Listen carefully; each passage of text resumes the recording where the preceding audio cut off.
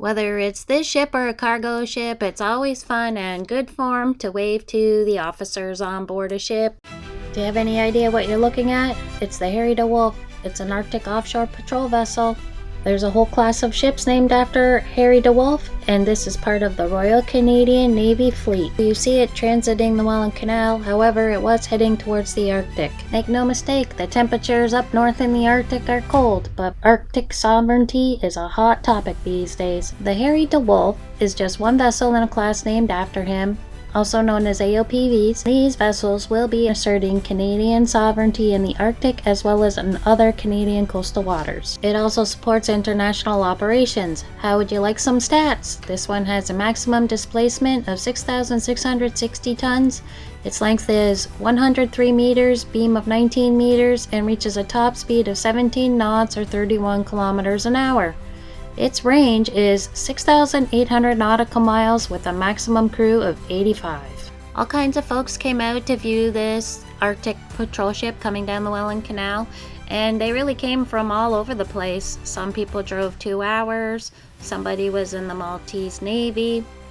Of course, locals came out too, anywhere from St. Catharines to Port Colborne, and actually I talked to some people and they've been tracking the ship all throughout different phases of the locks. The Welland Canal does have a lock system. There are 8 locks, and then there's various places along the Welland Canal where you can just view the ship right up close. So this particular area, it's not a lock, it's just a street. It's a little hard to predict when and where a ship will be transiting through the canal. There are apps and there's different websites that show what time a ship is predicted to be at a certain place, but I don't really find that those times are reliable. Actually, I was trying to find this ship earlier in the day, and so it wasn't where I thought it would be. Anyway, I caught up with it. You could see it's starting to get dark now, but I'm glad I did get a glimpse. Do you see that orange boat? That's the lifeboat. You can also see that there is a grayish looking boat.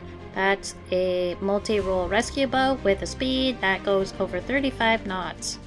This ship could go anywhere from the tropical waters to the Arctic region.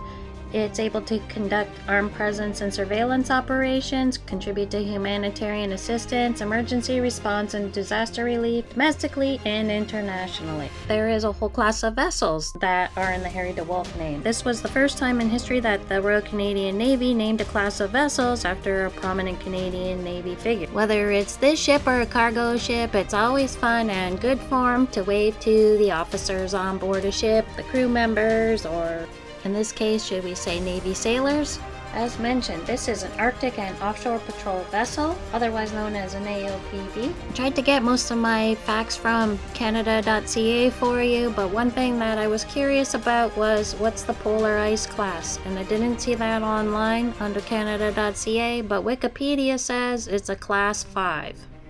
The stern of the ship is able to accommodate multiple payload options such as shipping containers, underwater survey equipment, or landing craft. This class of vessels has a bay area large enough to accommodate things like pickup trucks, ATVs, and snowmobiles. You can see there really isn't a lot of room on either side of the ship as it transits through the Welland Canal. Are you curious where this was recorded? It was recorded in the city of Port Colborne. It was recorded standing along the canal bank, at the street, and at Lock 8.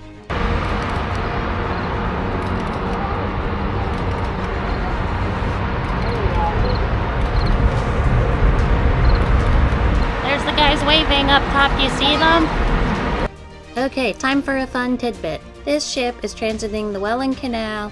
It's heading southbound, but it's heading up the canal. Why do we say it's heading up the canal when it's heading southbound? It's because the more south you go, the higher the elevation. The ship has one last bridge to go under, and then it's off to Lake Erie.